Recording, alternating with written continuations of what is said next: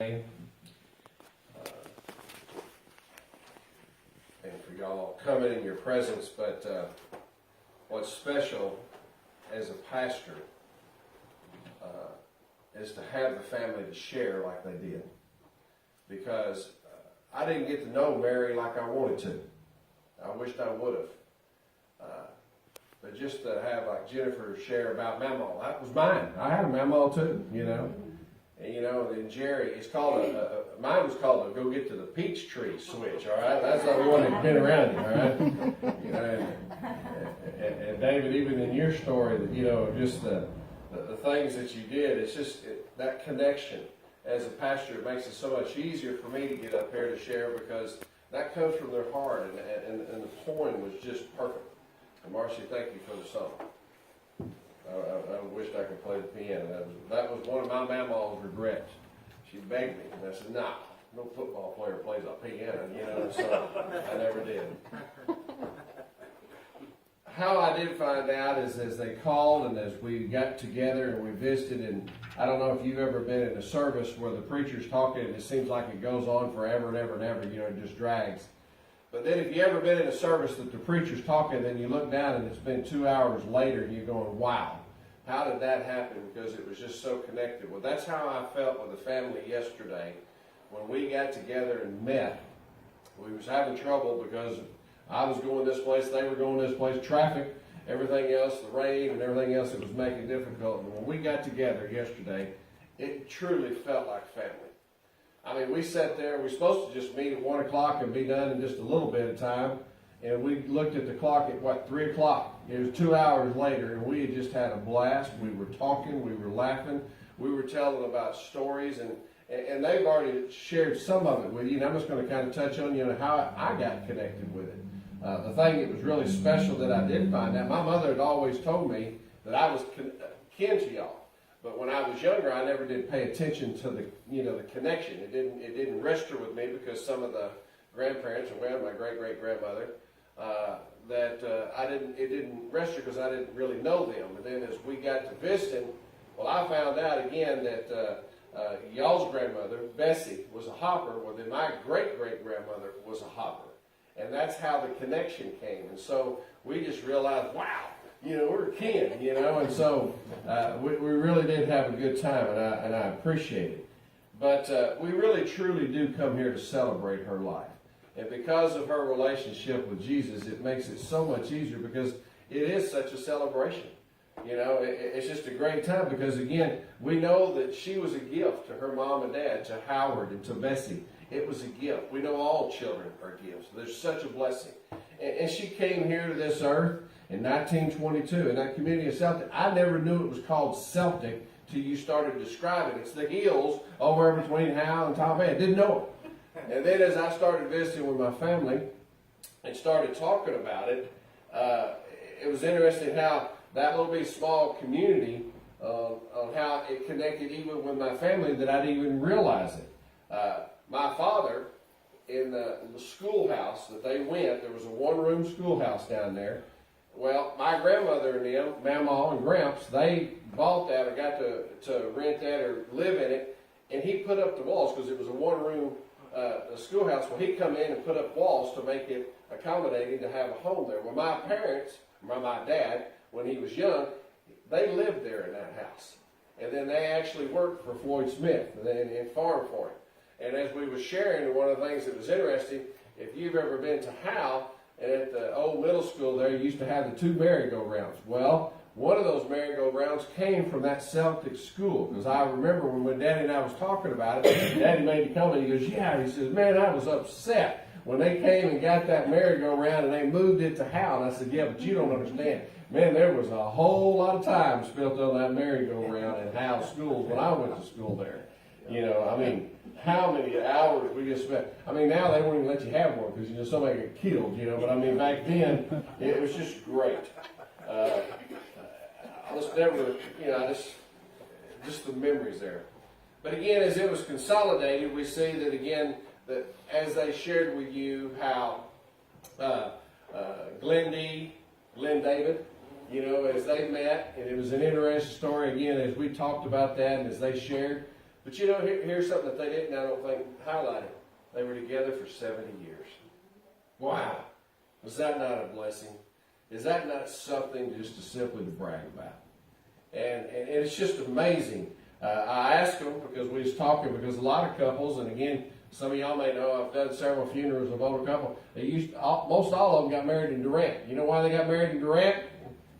There's no waiting time. You can go across the river over there, and you can go over and get your license and get married and everything.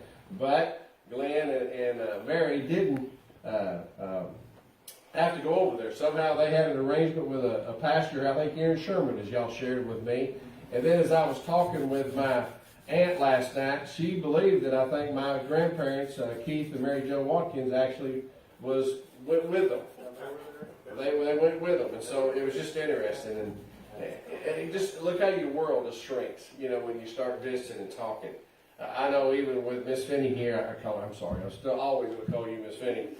You know, when I saw Mary's obituary listed and started sharing about that, and started talking about that, and then I shared it to church last week at Luella as I shared that, because I think it came out on Saturday, and then I shared that on Sunday, and Barbara had called. And as I shared with that, well, then I found out there was an interesting story that at Luella First Baptist Church, I got all kinds of new information. And the information I got first is that Glenn D. and Mary helped build that church that was standing right now as Luella First Baptist Church. They built it, you know, Glenn D. And I know that Jerry, as he contacted me, he says, I want to go see that auditorium. He says, I had to throw a bunch of nails in that auditorium. And I said, well, let's hold them together pretty good, you know. But they talked about that. But what was interesting out of it, how I was describing to my aunt and whatnot, and when I first said Mary Heston, it didn't register with her. And then I said, well, it's Mary Lillian. And she goes, oh, okay, now I know who you're talking about. Because, you know, here's why. You had Glenn and Mary Armstrong.